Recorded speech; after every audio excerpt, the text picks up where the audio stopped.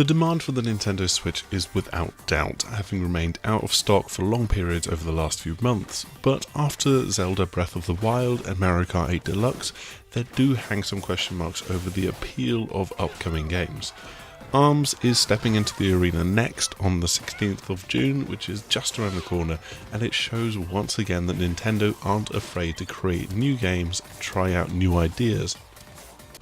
With the first weekend of the Global Testpunch already out of the way, don't worry, a second is happening this coming weekend if you missed out. We hopped in to see how the game is shaping up. And you know, it's actually pretty good. There's both motion control and gamepad support depending on what you prefer, but the game's always been shown off with players standing up and punching through thin air. The Joy-Con motion controls are pretty accurate, so punches are nice to pull off and they're directional, and you can also then add a little aftertouch by twisting your hand to curve or redirect the punches depending on the arm that you have picked for your character at that time. Moving is done by tilting both controllers from a more neutral position, while blocking has you tilting them towards each other, and the shoulder buttons under your thumbs are there for jumping, dashing, and unleashing your super attack, which is just this huge flurry of both arms just wailing on your opponent. Personally, I struggle to get into the groove with the motion controls, maybe getting my hands in the muddle a little bit too often, or just kind of sucking at the game in general. I'm not really that good at fighting games, I will be the first to admit. Dave did get on much better with them, while what Jake said of the simple button controls on the joypad make me want to try those next when I get another chance to play this. There's plenty of variety in the fighters as well, from the rather standard and almost boring but still nicely designed Springman, to the girl in the jiggly robotic suit called Mechanica, and the gloopy humanoid shape known as HELIX. Each have got a selection of different arms to choose, and they all have a special tweak or ability that makes them just that little bit unique. Ribbon Girl gets a double jump, for example.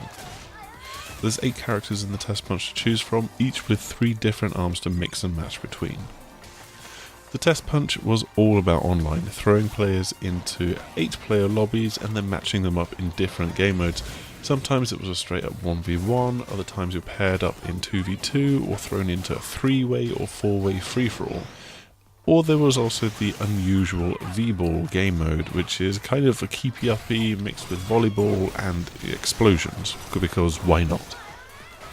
One problem is that the matches last for just a single round, and different modes tend to take a different length of time. You could be sat around doing not much after a short 20-second burst of play if you're absolutely great and you destroyed your opponent, or conversely, completely terrible at this game. A ranked mode is in the final game, so hopefully there's a more straight up multi-round head-to-head for those that want that just straightforward fighting game. Also, I think the gameplay struggles to handle multiple fighters just a little bit too much. You're always locked onto one opponent, and while you can switch between targets in 3 or 4 player fights, that leaves you horribly exposed from the sides, with people very easily able to flank you, and it's so easy to get ganged up on.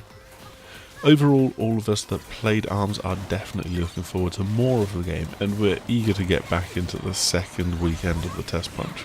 It scratches that itch for us of a rather inventive strategic fighting game on the Switch.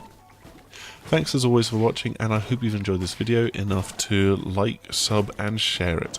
You can also head over to the6axis.com for our conversational preview impressions between myself, Dave and Jake, and it won't be long before reviews of ARMS are actually going to be going live, so keep an eye out for those next week.